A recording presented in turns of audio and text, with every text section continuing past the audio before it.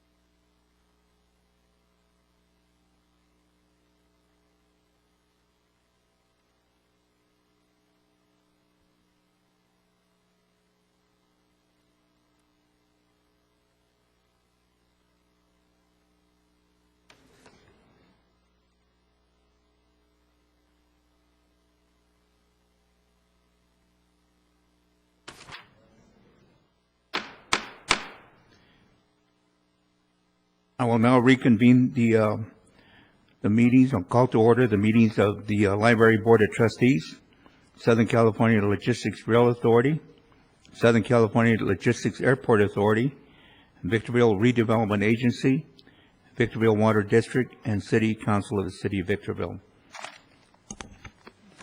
We'll now have an invocation that'll be by Pastor Samuel Lee from Crossroads Cathedral of Praise Church. That will be followed by the Pledge of Allegiance by our Police Chief, Chief Reynolds.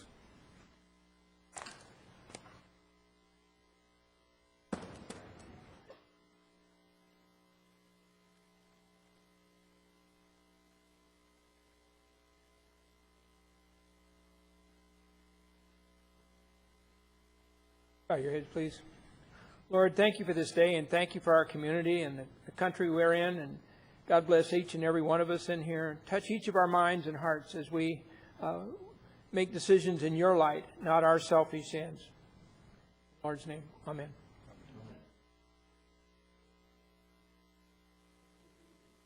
Flag of the United States of America, and to the republic for which it stands, one nation under God, indivisible, with liberty and justice for all. At this time, we have some presentations.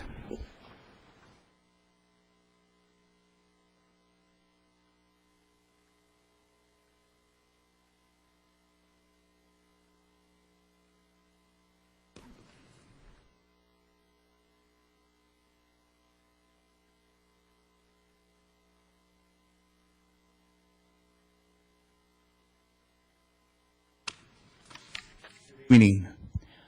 Tonight, we are again honoring and recognizing our military servicemen and women who are serving overseas. We have 3 banners on display tonight, and we're going to be giving their families of these soldiers a certificate in recognition of what they're doing for our country. And then these banners then will be flown on our light standards throughout the city, and when they return, then those banners come down and we present them to our soldiers. So at this time, our first one is Jeffrey Olson. The family of Jeffrey Olson, please come forward, please. The city salutes Jeffrey Olson and thank you for serving our country.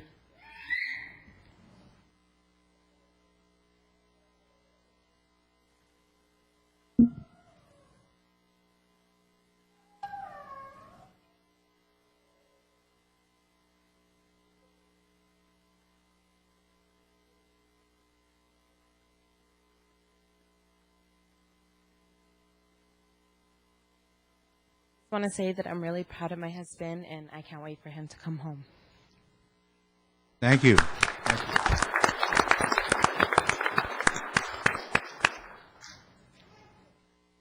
Next, the city salutes Corey Arruda. Thanks him for serving our country, and with the family of Corey Arruda. Please come forward.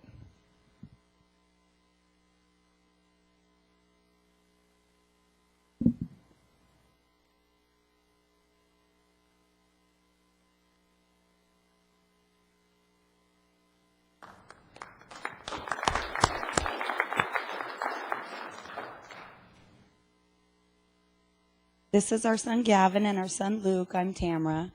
And my husband's on a second deployment right now. He's in Iraq now and was in Afghanistan in 2006.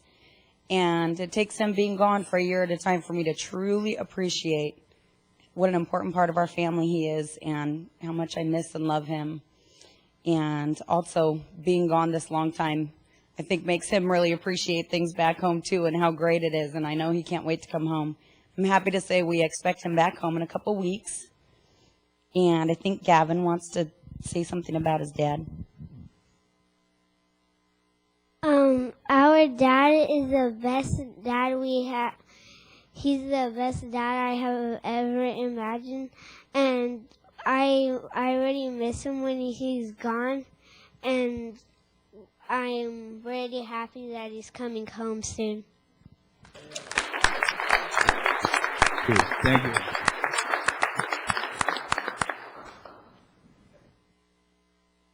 Next, we have Sofia Vasquez Hernandez, United States Army, with a family.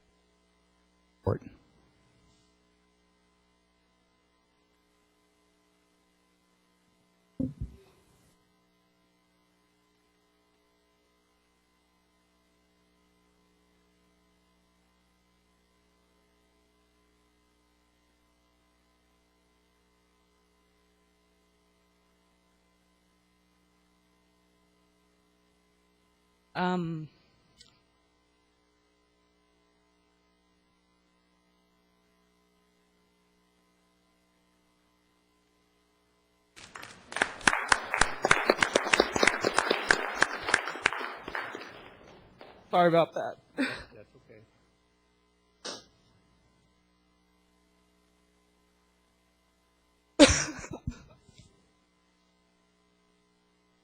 This is Yasmin.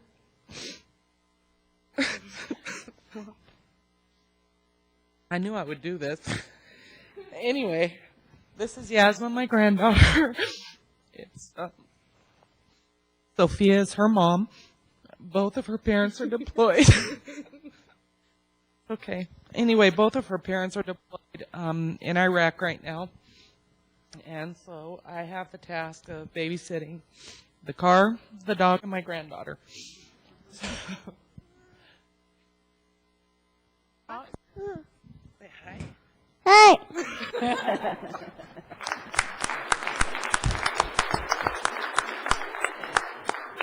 Anyway, it's been, I've had her for 6 months now. This is 18, so it's quite a task having the 2-year-old. And anyway, I thank the city council for inviting us here tonight. And I need to thank my mom. I'm such a crybaby. You too. Anyway, because without her doing the legwork, we wouldn't have these. She did it for both my daughter, Sophia, and for Jeff, who's getting tonight. Between the whole family, we've got 6 now in the military. That's between nieces and nephews and sons-in-law and 2 daughters. I have 2 daughters in the Army. Like I said, we've got 3 now deployed, 1 in Afghanistan, 2 in Iraq. My daughter and my son-in-law are both in Iraq, of course, and then Jeffrey Olson, who's my nephew. And out of the 6, 5 of them were raised here in the Victor Valley, so I'm really proud of my nieces and nephews and my kids. Can I see my paper? Because Nana knew she'd forget. It makes me really proud to see the city of Victorville honoring our military this way. You can tell I get extremely emotional over it because I'm so proud of them. And I just want to say that on behalf of Yasmin and myself and the rest of our family, thank you. Thank you.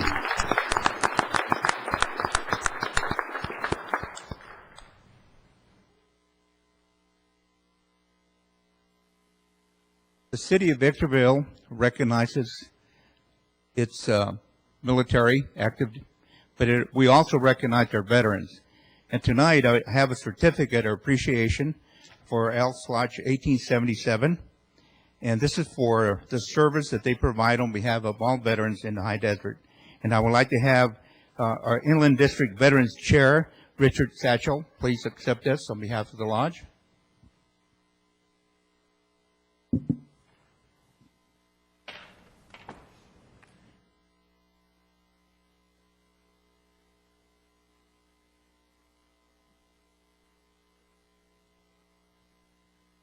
Thank you very much, Mr. Mayor. The Elks have a motto. So long as they're veterans, the Benevolent and Protective Order of Elks shall never forget them. And in this respect, we hold dinners. We go to visitations at the Barstow Veterans Home, Loma Linda Hospital, and we recognize Veterans of the Year. I have 2 of them sitting up front, if the mayor doesn't mind, or are you going to present? All right. Master Sergeant Cleo Potter, Chief Master Sergeant Cleo Potter. Hello.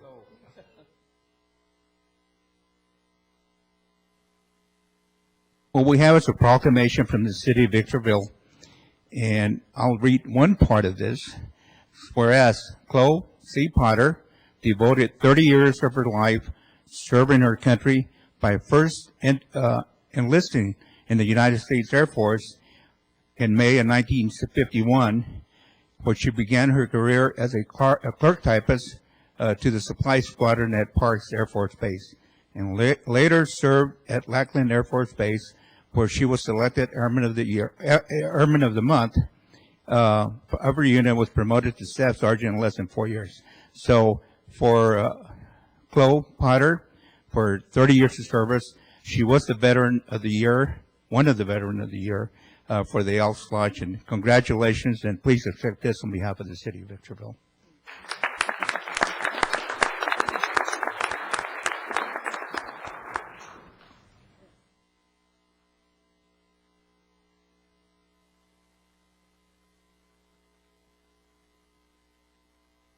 We also have another proclamation. This is for Craig Williams. He joined the United States Army and served 2 years active service and 29 years of reserve time, and was deployed to Germany and Korea as a first sergeant, earning 7 Army Commendation Medals, 2 Army Achievement Medals, 6 Good Conduct Medals, and 2 National Defense Medals, and the Overseas Service Ribbon. Additionally, I think you're active duty again. So he's back in the service on active duty, and congratulations. The city is very proud to have this proclamation for you and for your service. Thank you very much, sir. Thank you.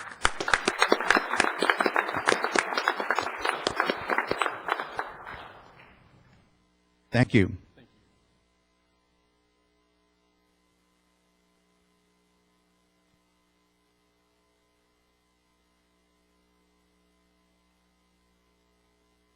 In our community, everybody, we have a lot of service organizations, but I'll tell you, I'm not sure that what the Elks is most proud of, but for my part at least, it's their support of the military year in, year out.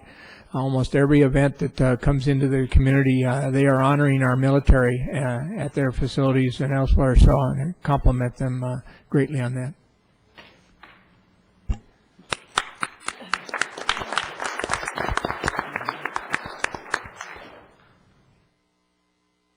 We now have the public comment section of our agenda, and I do have two, let's see, Norman Miller. Mayor Cabriales, I'd also like just to report out of closed session that there was no reportable action. We concluded the closed session prior to this meeting. Norman Miller. Oh.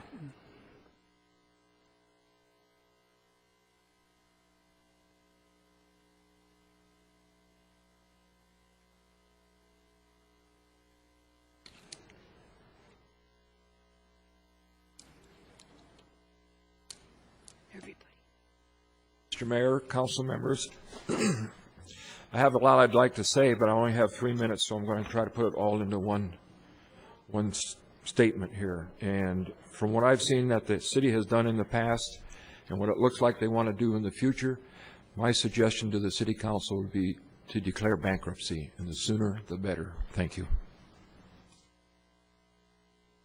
Dorothy Miller.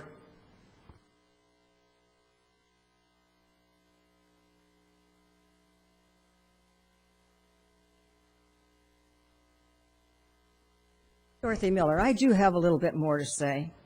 My problem is this council has set up here and has not done anything for the people, actually. All they worry about is their airport, and bringing the China people over here. Why? Don't we have enough people here to take care of now? We can't even take care of them.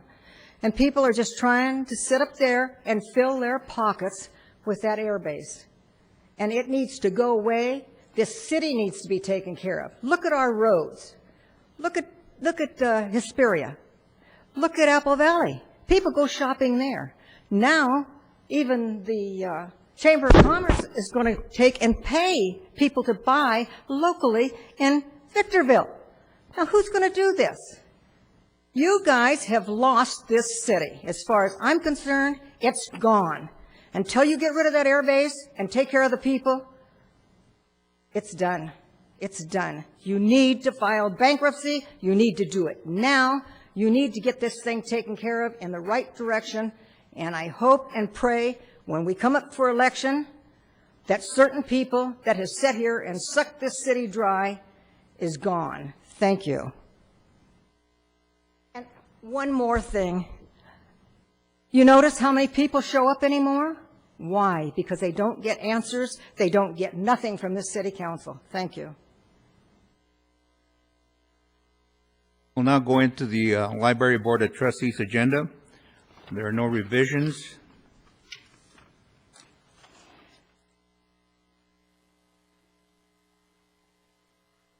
Next is our Southern California Logistics Rail Authority and also our Airport Authority, and Mr. Caldwell is chair. Thank you, Mayor Cabriales. I'm not aware of any revisions. I'm not aware of any add-ons. Unless there are some I'm unaware of, there are no other items of business for either the Rail Authority or the Airport Authority.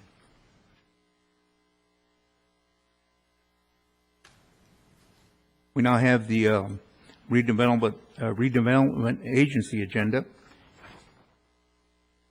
And we have no revisions. We have the consent calendar. For approval?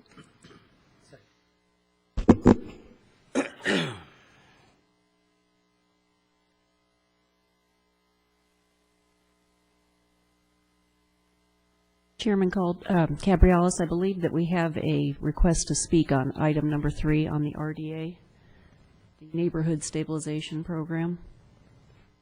Matt Carroll.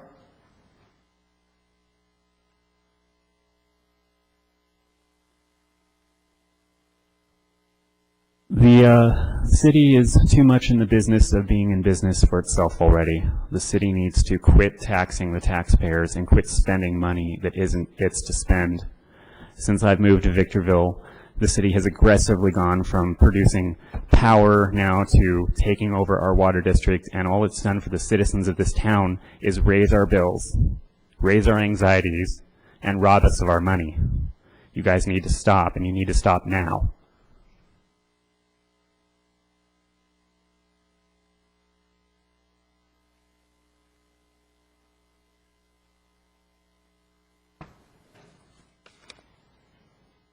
Item number 4 is the request to authorize the execution of a loan agreement in the amount of $778,372.27 for the purpose of funding general professional services and general expenses of the Regional Center of Victorville Development, Inc.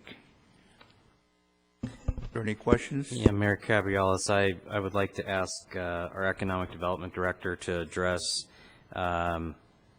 several questions related to this. I must have received 5 different phone calls today where apparently the agenda seems to indicate that this is an additional expenditure of monies. That is not the way I read it, but I'd like clarification on that and addressing that these monies are not going to inland, nor are we paying for inland to go abroad to try to seek investors for us. So if you could address those questions. Councilmember McEachern and the rest of the council and mayor, your understanding is exactly. Put your microphone in your. Thank you. Your understanding is in fact correct. The Regional Center program is well underway. Fundraising activity is currently taking place. In fact, at one of our last board meetings, we actually, in fact, approved a loan agreement that actually facilitated the first deposit of funds, which would be used by the airport authority to help balance its capital requirements for the wastewater treatment plant that's ultimately going to be serving Dr. Pepper Snapple. Maybe just as a reminder, it is a very mechanical program, definitely new to us. But there are 3 participating entities involved in this whole regional center activity. It first starts with the designation of a regional center, which is a geographic designation provided to a nonprofit organization, which is the Regional Center of Victorville Development, a nonprofit that was formed by this council and managed by members of the city. The second organization is a private entity, and that's the entity that we commonly reference as the inland entity. Inland is the owner of a company called Victorville Regional Center. It's a private entity, and they're principally responsible for the fundraising activities, including all the marketing and procurement of funds, to which then, upon successfully procuring all of the loans, is responsible for loaning money to the airport authority. All 3 separate entities. Currently, there's 8 loans. There's 8 applications where we've actually got applicants signed with agreements. I did mention that one funding of $500,000 has been deposited and has actually been deposited to a city account. There are 2 currently going through the process of that 8 that are working towards getting monies wired into the United States, which is not a very easy thing to do, especially when you're dealing with countries like China, and they have very strict banking laws, especially as it relates to transferring monies out of its country into a country like ours. And then the remaining 5 are expected to get through the initial USCIS screening process, so they would also become funds that would be lent by the private entity to the airport authority. The private entity, Inland Victorville Regional Center, it is currently undertaking 2 foreign trips, investment attraction trips. One this month, towards the end of this month. There's another one also in December. I do tell you that there are no city funds, no airport authority funds, no regional center funds being spent on those trips. Those are trips that are being fully funded and financed out of the private entity, the Inland Group. and that's a part of their responsibility to the nonprofit that we all created to help facilitate our capital financing needs. With that, unless I missed any of your questions. The loan agreement that we're approving tonight is not additional expenditure of funds. It's more, in essence, a method by which the redevelopment agency can be paid back by the regional center for the monies that have been expended to date to create the regional center. Is that correct? That is correct. This is really a housekeeping item more than anything. There are two numbers that I've outlined very clearly in the staff write-up for you. And the first, the big number, the $638,000 number, that is money that's been expended to date over the course of at least the last year, probably just over a year now is how long the city's been involved in directly pursuing this effort on its own. And then as the remaining $140,000 under this agreement, it actually serves as a line of credit that is available to the nonprofit to help satisfy its administrative needs. That amount is not an additional appropriation request before you today. In fact, that is an amount that's actually been programmed into the operating budget for the RDA. So at the end of the ultimate purpose for this before you is it does in fact serve as a mechanism for the RDA to recover not only monies that have been spent to date, but also monies that may be expended out of the RDA's operating budget over the course of the current fiscal year. Mechanically, how it would work is at the end of this fiscal year, we would capitalize all of those costs as one loan, and that becomes the repayment obligation of the nonprofit organization. The nonprofit organization has the ability to repay that loan through the monies it collects in connection with all of the filing fees that are charged against each individual investor applicant. Questions? That's it. Go ahead. Go ahead. On this one, I'm very uncomfortable with this whole process. The $638,000, where did it come from?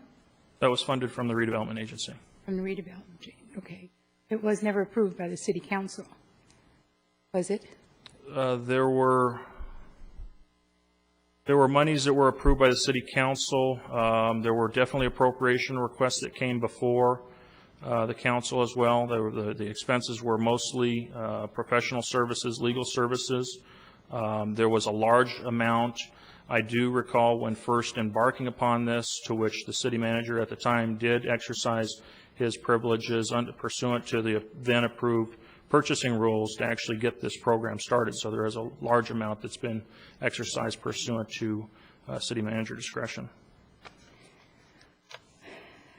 Okay, no, it's Keith, let me correct me if I'm wrong. Let me see if I can back up a bit and identify the visa program portion of this EB-5, setting aside the dollar amount for the moment. In the past, this country every year gives thousands of visas, and there's a normal bureaucratic process that people would generally have had to have gone through to get those visas. And the way in the past used to be if you had some sort of educational skills or job skills or something of that nature, these visas were given out. Well, they basically hand out some 10,000 or so.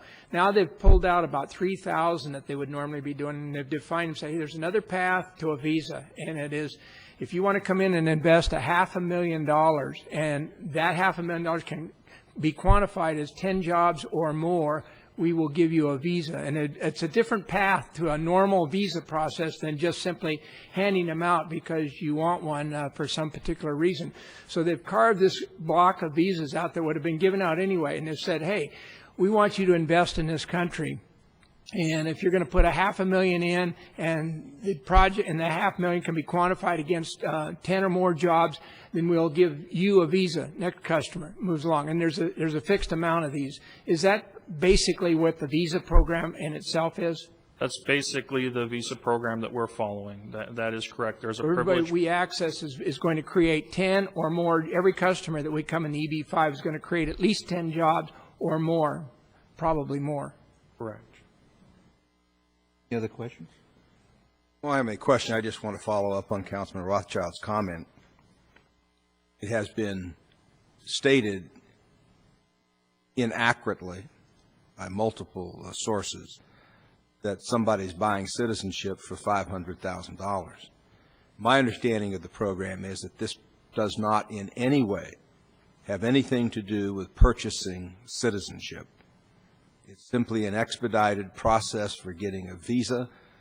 Whether or not anybody would ever choose to try and become a citizen is independent of this process, is the way I understand it, Mr. Metzler.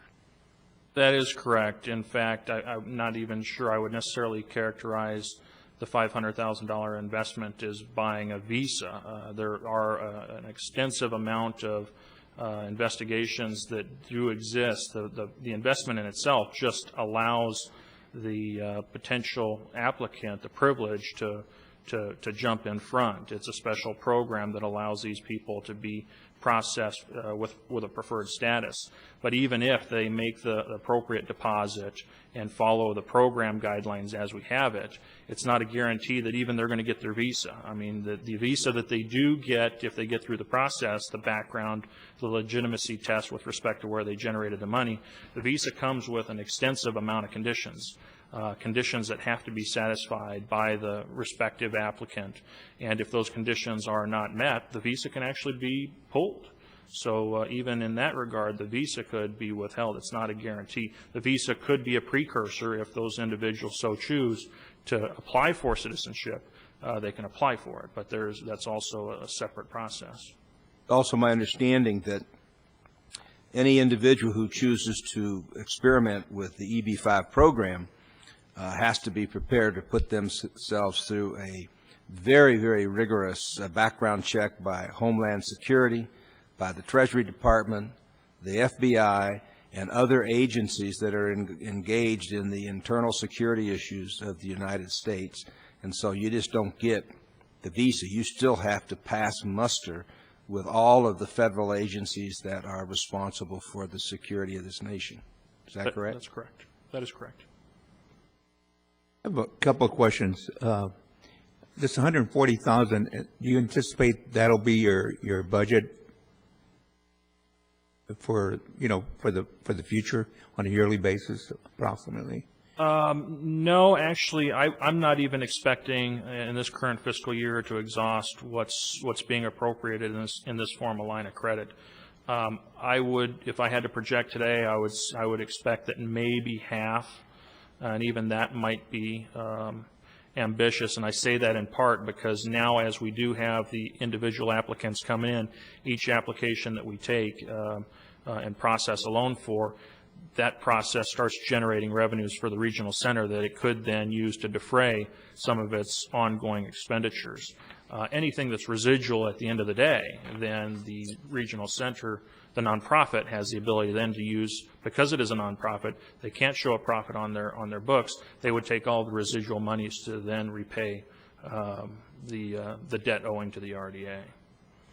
The way it's structured right now, a lot of the staff time, if there are any real costs into the program, the staff, we utilized my office as the administrative service to keep the operation ongoing, but any hard costs that we incur, their professional services costs, legal, financial advisory, accounting, things like that.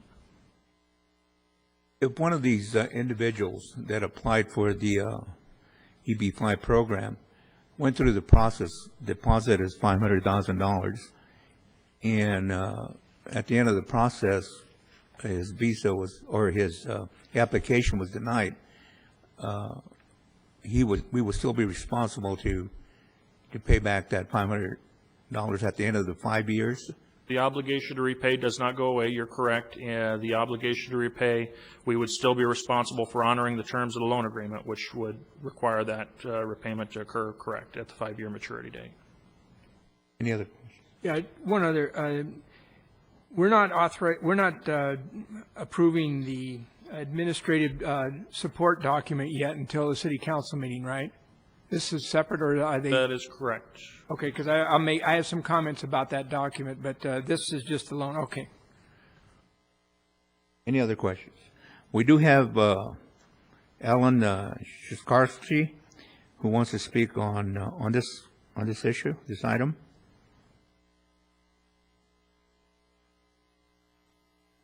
Yeah, good evening. I'm Alan, and I want to talk about the EB5 program. As a matter of fact, I met already Keith, and 3 clients, it's mine.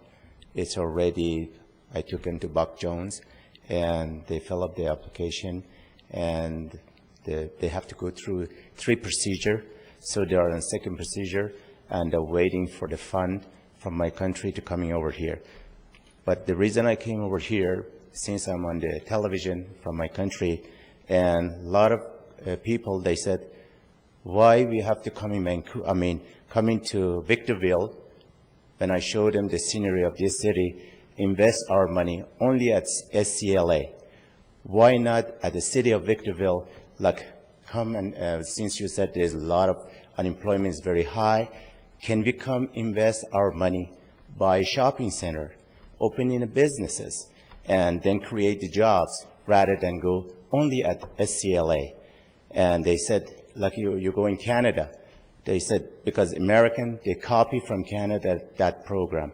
And they said, there's a lot of Canadian, they said, come over here, invest your money anywhere you like it, as long as you create a job for our people. And a lot of them, they went over there, and they're very happy, and they got their citizenship as well. So that's what I came over here tonight to see if there is any possible way so they can invest at that SCLA. Not only that, give the opportunity to a lot of people. As I said, I've had the people came from Vancouver to here, and they wanted to invest, buy raw land for $1 million, and they wanted to build it. So I think they can create a lot of jobs for the construction worker. And right after that, they said, we'd like to open the factory, like we have a pilot, same factory in Vancouver. They want to do the same thing over here. So then I said, well, as soon as I read the paper, so I thought I want to bring it up to you guys. So if you can consider that one as well. But I have a lot of people, as I said, they love to come over here, but most of them, they said, what kind of guarantee you're going to give me? How about if the city go broke? Then what's going to happen with my money? And I said, well, it's like anything else, you're gambling. And if they go broke, all they have to do, perhaps, I give my idea, perhaps they're going to issue the bonds then, to give you guys money back. And the other thing is, Mr. Jones told us, just go on the air, said, you have to just put $50,000 up front after you go the security background check. And if you don't get through the immigration attorney, if they check their background, if it's, they have some criminal background, whatever, at least they're going to lose $50,000, not $500,000. But, so as I said, I got a lot of people. We already registered 3 people. We have a lot of other clients because we go all to Middle East, and I'm going to bring Mr. Buck Jones even to our television show. He said, I'm willing to come. So, but my concern is I can bring a lot of other investors, which I did in Vancouver, Canada, if not going to be only at SCLA, all over in Victorville area too, and to come and invest it to create more jobs for a lot of Americans, like the other lady was saying.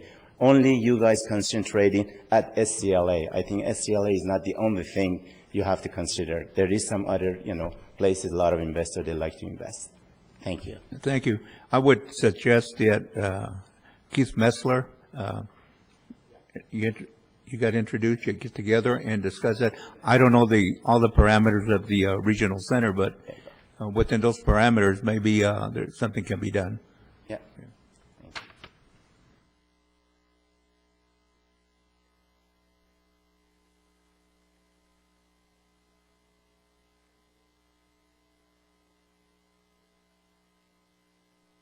That's correct.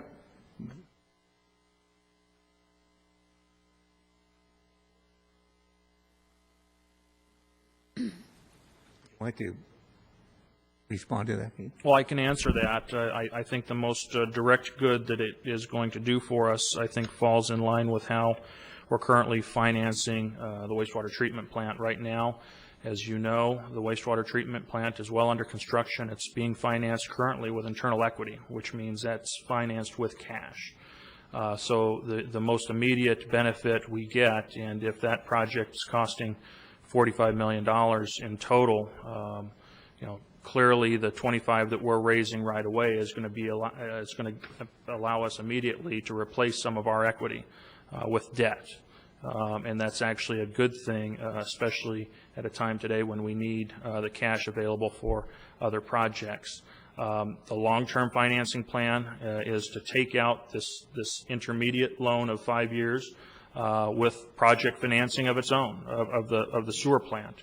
When the sewer plant becomes operational, when it's sustainable, when the flows are going to the plant as expected. And the nice thing about this is we've got 5 years to do this. It's not going to take us 5 years to get that plant sustainable, but it gives you ample time to get it in a revenue-producing state where you have a net income.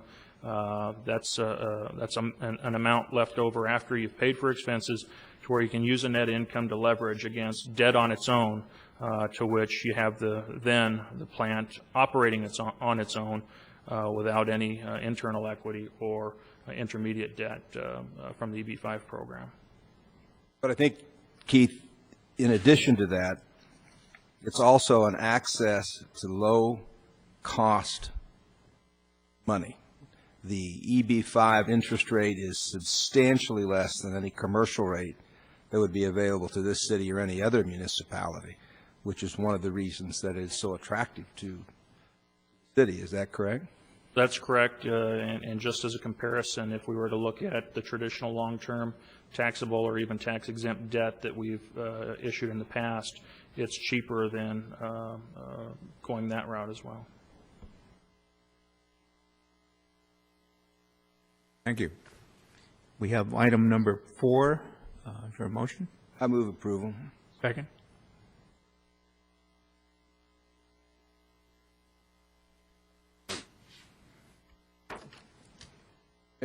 Before we leave that, I'd just like to respond to the gentleman that spoke. I'm familiar with the Vancouver success and several others, by the way, throughout the United States. And as just one member of the council, it's my hope that we're able to expand this program substantially beyond just the former George Air Force Base, Southern California Logistics Airport Authority. There's a lot of rules and regulations in the EB-5 program that have to be complied with. But as one member of the council, my vision is not restricted just to the base.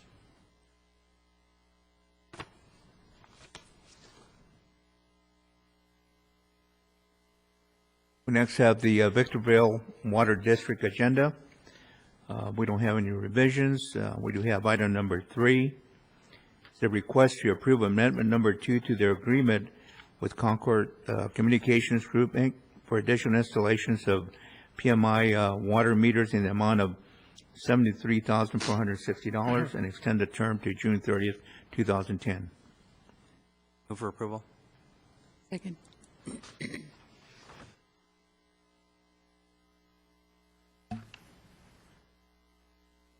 I agree with him, too, on his comments about other investment areas.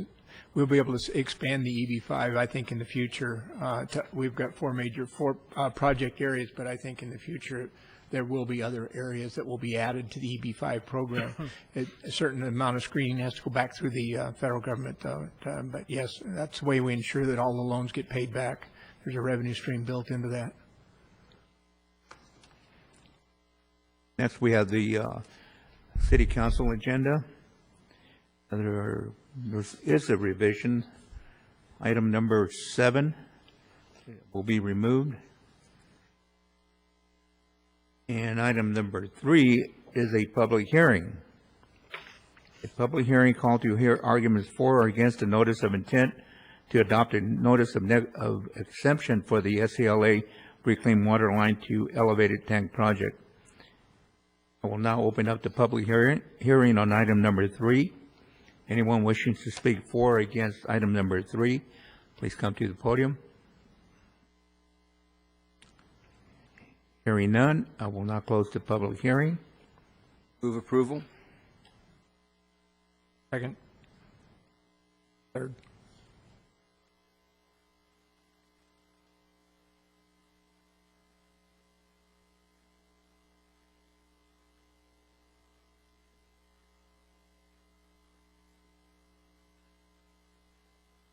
Next is the consent calendar, item number 4. For approval? Second.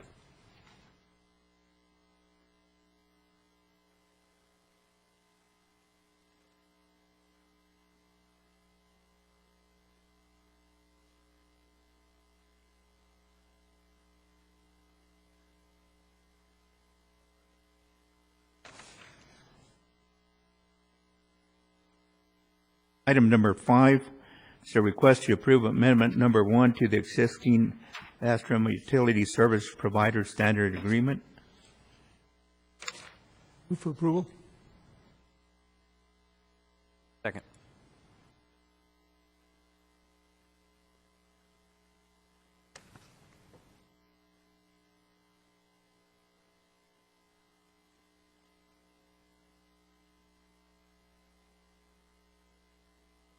Item number 6, request to approve the contract between the City of Victorville and the San Bernardino County Flood Control District. This is for continued cooperation and future development of the Mojave Water Levee and the Mojave Water River Walk. A few years ago, I saw firsthand the benefits of that river walk down there in the river when there were some breaks further up the river, and the Riverwalk area that was well positioned along there. There was no breaks in that high water mark a number of years ago. I happened to be the mayor at that time, got a ride in a helicopter and saw that, and says, wow, if we had that Riverwalk all the way up and down, there'd be no breaks on either side. It'd be an incredible thing. So not only does it add the recreational component to it, but for health and safety issues, it's incredible along that portion right there from the Narrows on. Just thought I'd share that with some of you. I move for approval. Here, a second? Second.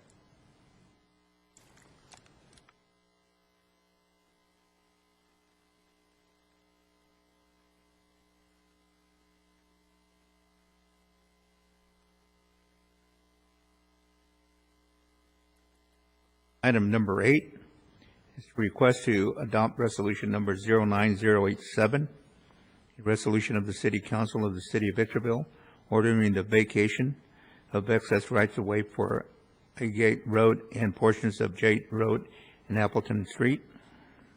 Second.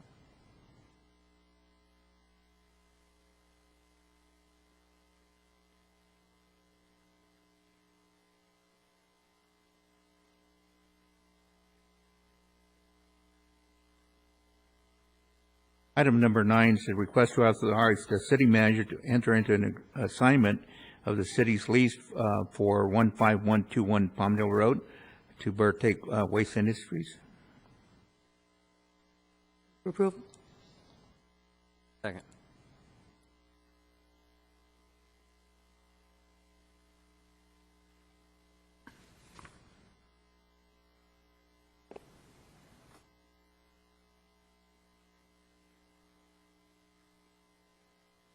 Item number 10, request to adopt resolution number 09097, resolution of the City Council of the City of Victorville, State of California, adopting the 5-year capital project needs analysis for the I-15 La Mesa Road, Nisqually Road interchange.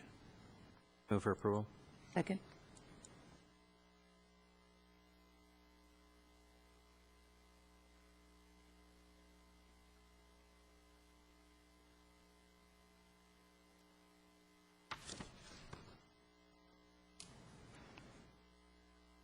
Item number 11 is a request to adopt resolution number 09098, a resolution of the City Council of the City of Victorville authorizing the submittal of an application to United States Department of Commerce Foreign Trade Zones Board in order for Foreign Trade Zone number 243 to operate within the alternative site framework. Approval? Second.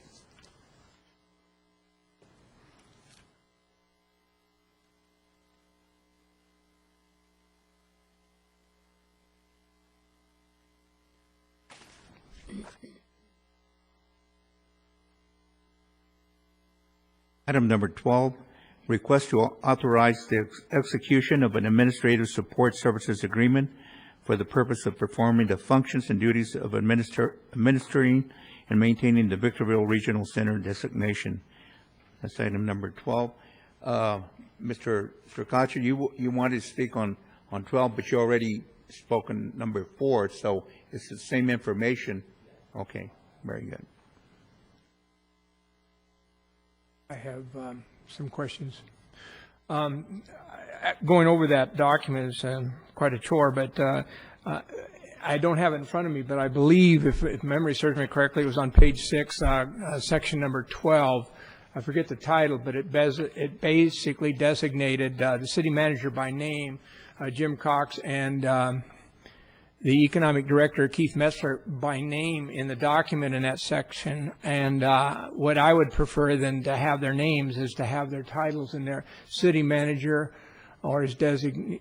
Well, no, not designee, city manager or the economic director. If we were to change that, that's fine. We can do that too. It's just as easy as a name. But I'd rather have the title of the office that we have in the city right now in that document than to have a specific name in there. We vote on this and close the deal tonight. Tomorrow, one of them gets hit by a car or something like that. Now we've got a name instead of a position built into that, whereas we could replace that quickly.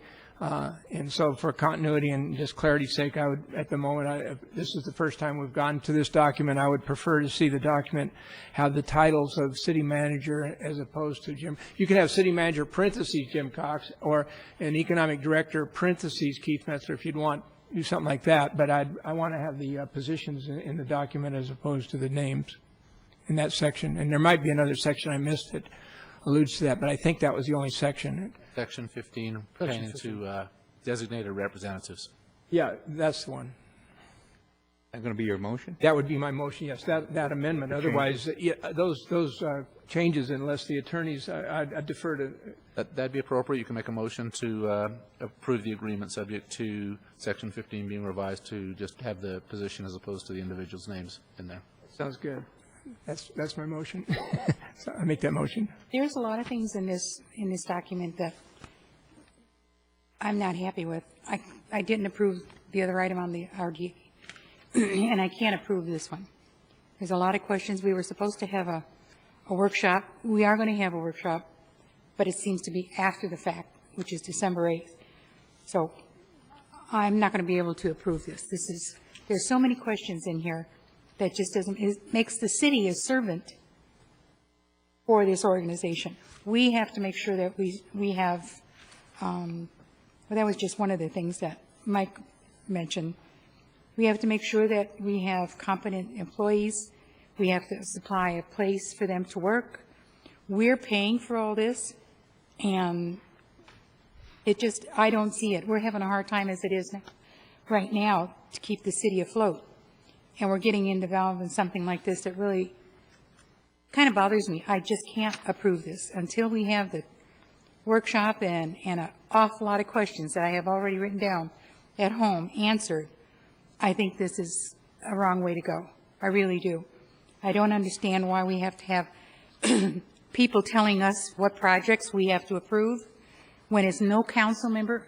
And I'll be doggone if I'm going to be ripped up in the newspaper because somebody else made a decision and I didn't. If I make the decision and I make a wrong one, I'll take the blame. But this one right now, I cannot approve this document. We have a motion and a second.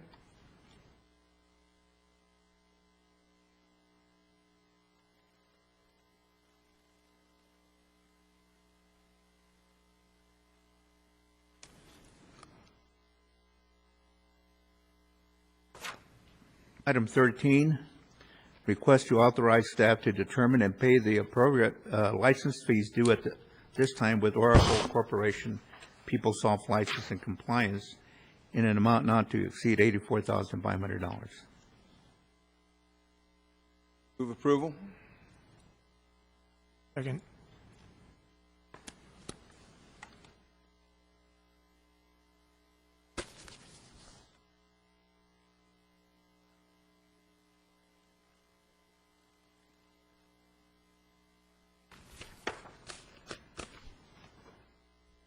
Item number 14, a presentation of reports from council members. I'll start with Mr.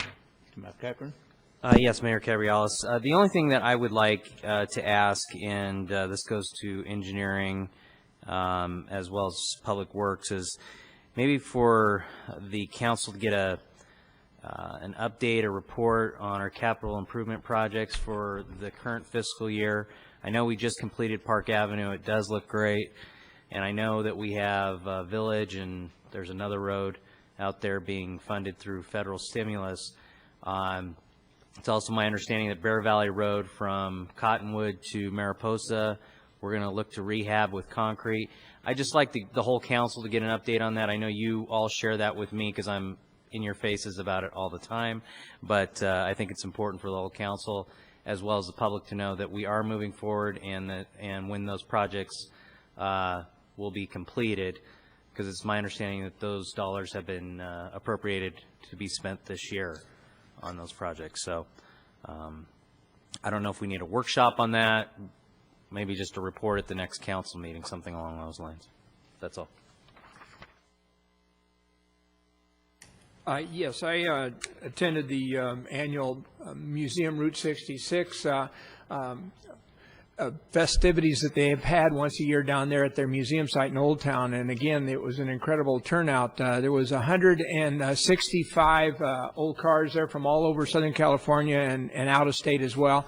The only car that could have been there and wasn't was the city manager. He has 2 cars in his garage that could have been down there, and at least one of them. So he's promised to think about that for next year and put one of those fine vehicles down there. But it was a great turnout. It's got to have been 500, 600 people there, and that's the day when there was at least 3 or 4 different activities going on, and so it was a nice middle of the day type of activity with other things spilling off in the morning and in the end of the day. So next year, trying to get down to Old Town. That museum is one of the heartbeats for our Old Town resurrection. Puts a good theme down there, and I know as we continue to develop down there, we'll have a stronger role for the museum. But right at the moment, they're hanging on by their fingernails, and so any local participation is greatly appreciated. They get a lot of communications from all over the world, actually, in terms of mail and people stopping off of buses and other things of that nature. But that annual event is something that you ought to come down and at least take a look at, just like the Spice of Life was that weekend. So they kind of complement. You go from one to the other, see them both, and make it a big day. I have nothing. I have nothing, and meeting is adjourned.